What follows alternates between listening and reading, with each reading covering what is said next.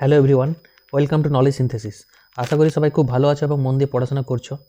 তো সামনেই ফুড এসআইয়ের পরীক্ষা রয়েছে।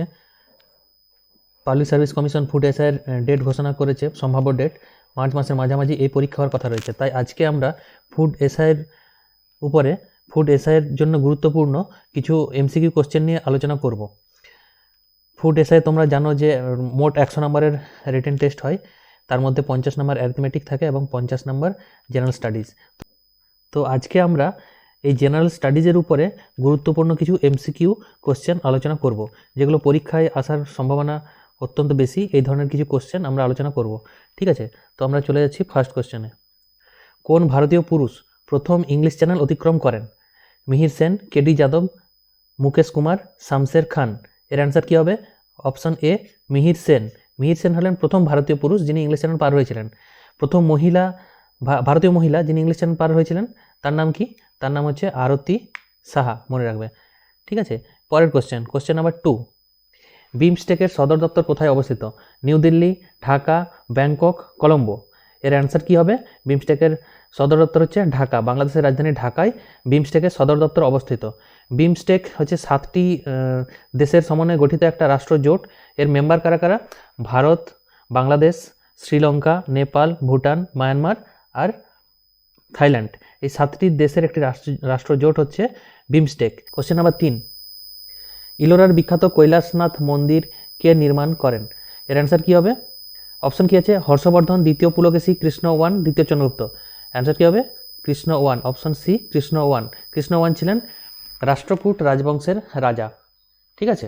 আচ্ছা, এখানে যদি এই যে ইলোরা যে জায়গাটি, এই ইলোরা জায়গাটি কোন রাজ্যে অবস্থিত? এটি মহারাষ্ট্রে অবস্থিত। ইলোরা মহারাষ্ট্রে অবস্থিত এবং অজন্তা নামক যে জায়গাটি, অজন্তা ইলোরা দুটো নাম একসাথে আসে, তো এই দুটো জায়গায় হচ্ছে মহারাষ্ট্রে অবস্থিত। আচ্ছা, এবার হর্ষবর্ধন কে ছিলেন? হর্ষবর্ধন ছিলেন উত্তর ভারতে পুষ্যভূতি রাজবংশের একজন রাজা। দ্বিতীয় পুলকেশী কে ছিলেন? তিনি চালুক্য রাজবংশের রাজা ছিলেন। আর দ্বিতীয় চন্দ্রগুপ্ত তোমরা জানো গুপ্ত বংশের শাসক ছিলেন। তিনি সমুদ্রগুপ্তের ছেলে ছিলেন এবং তিনি শকদের দমন করেছিলেন বলে তার উপাধি ছিল শকারি।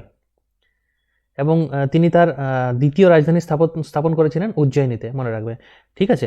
এর পরের কোশ্চেন নাম্বার 4। বুদাপেস্ট শহর কোন দেশের রাজধানী? Hungary, Austria, Serbia, Poland. তো এর অ্যান্সার কী হবে? অপশন এ, হাঙ্গেরি। হাঙ্গেরির রাজধানী হলো বুদাপেস্ট। হাঙ্গেরি তোমরা জানো একটা ইউরোপের দেশ।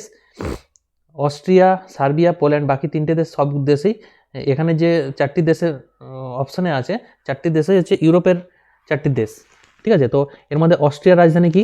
অস্ট্রিয়ার রাজধানী হলো ভিয়েনা। সার্বিয়ার রাজধানী হচ্ছে বেলগ্রেড। আর পোল্যান্ডের রাজধানী হচ্ছে ওয়ার্সো। এগুলো মনে রাখতে হবে। আমাদের পরীক্ষায় স্ট্যাটিক জিকের অনেক কোশ্চেন পড়ে এই ফুড এসের পরীক্ষাতে। তো এই ধরনের দেশের রাজধানী, বিভিন্ন দেশের মুদ্রা, এগুলো আমাদের মনে রাখতে হবে। Next question number 5।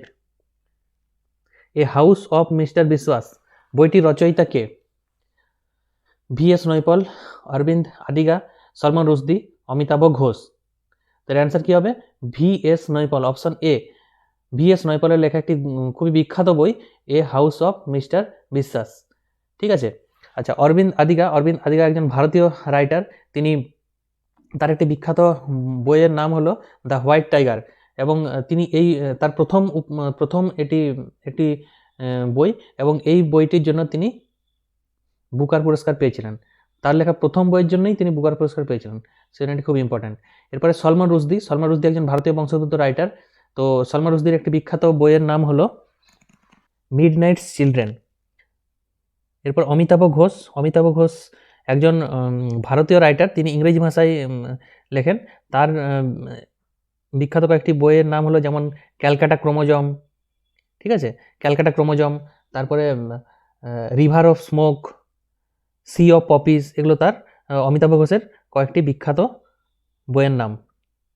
এরপর আমরা চলে যাব next question number 6। Question number 6 কি আছে? ভারতের বৃহত্তম ন্যাশনাল পার্ক কোনটি? Sundarban national park, silent valley national park, great Himalaya national park, Hemis national park. এর অ্যান্সার কী হবে? Option D, Hemis national park হলো ভারতের বৃহত্তম ন্যাশনাল পার্ক। এটি কোথায় অবস্থিত? লাদাখ ইউনিয়ন টেরিটরিতে অবস্থিত এটি, ঠিক আছে? Great Himalaya national park Himachal Pradesh রাজ্যে অবস্থিত। সাইলেন্ট ভ্যালি ন্যাশনাল পার্ক এটি কেরালায় অবস্থিত, আর সুন্দরবন ন্যাশনাল পার্ক তোমরা সবাই জানো পশ্চিমবঙ্গে অবস্থিত, পশ্চিমবঙ্গের দক্ষিণ 24 পরগনা জেলায় অবস্থিত।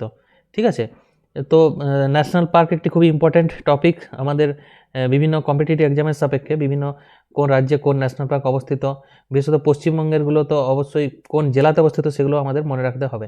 যেমন সুন্দরবন ন্যাশনাল পার্ক এটি দক্ষিণ 24 পরগনা জেলায় অবস্থিত।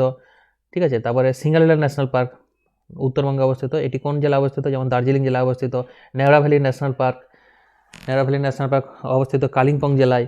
ঠিক আছে, এইভাবে বিভিন্ন পশ্চিমবঙ্গের ক্ষেত্রে যে পশ্চিমবঙ্গের মোট কটি ন্যাশনাল পার্ক আছে, 6টি ন্যাশনাল পার্ক আছে, সেগুলি কোন কোন জেলায় অবস্থিত সেগুলো আমাদের মনে রাখতে হবে। এছাড়া অন্যান্য যে ন্যাশনাল পার্কগুলো পশ্চিমবঙ্গের বাইরে, সেগুলো কোন রাজ্যে অবস্থিত সেগুলো আমাদের মনে রাখলেই চলবে। ঠিক আছে, এরপরে কোশ্চেন নাম্বার 7, কোন সাহিত্যিকের ছদ্মনাম নীললোহিত? প্রমথনাথ মিত্র, তারাশঙ্কর বন্দ্যোপাধ্যায়, শঙ্খ ঘোষ, সুনীল গঙ্গোপাধ্যায়। তো এর অ্যান্সার কী হবে?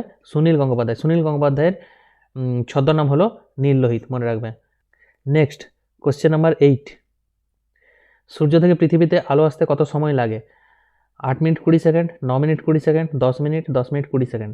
এর অ্যান্সার কী হবে? Option A, 8 minute 20 second. সূর্য থেকে পৃথিবীতে আলো আসতে সময় লাগে 8 মিনিট 20 সেকেন্ড।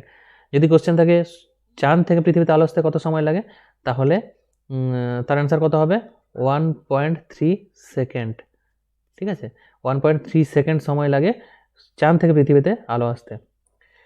নেক্সট কোশ্চেনে চলে যাবো আমরা। এরপরে কোশ্চেন নাম্বার 9, মানবদেহের বৃহত্তম অন্তঃক্ষরা গ্রন্থি কোনটি? থাইরয়েড, থাইমাস, অ্যাড্রিনাল গ্রন্থি, প্যানক্রিয়াস গ্রন্থি। থাইরয়েড গ্রন্থি, থাইমাস গ্রন্থি, অ্যাড্রিনাল গ্রন্থি, প্যানক্রিয়াস গ্রন্থি। তো এর অ্যান্সার কী হবে? অপশন সি, অ্যাড্রিনাল গ্রন্থি। ঠিক আছে, অপশন সি, অ্যাড্রিনাল গ্রন্থি। এটি হচ্ছে মানবদেহের বৃহত্তম অন্তঃক্ষরা গ্রন্থি। যদি বলা হয় মানবদেহের ক্ষুদ্রতম অন্তঃক্ষরা গ্রন্থি কোনটি, তাহলে তার অ্যান্সার কী হবে? Pineal gland. ঠিক আছে, মানবদেহের ক্ষুদ্রতম অন্তঃক্ষরা গ্রন্থি হলো পিনিয়াল গ্ল্যান্ড, আর বৃহত্তম অন্তঃক্ষরা গ্রন্থি হলো অ্যাড্রিনাল গ্রন্থি। এরপরে আমরা চলে যাব নেক্সট কোশ্চেনে। কোশ্চেন নাম্বার 10, কোন মহিলা প্রথম ভারতরত্ন সম্মানে ভূষিত হন?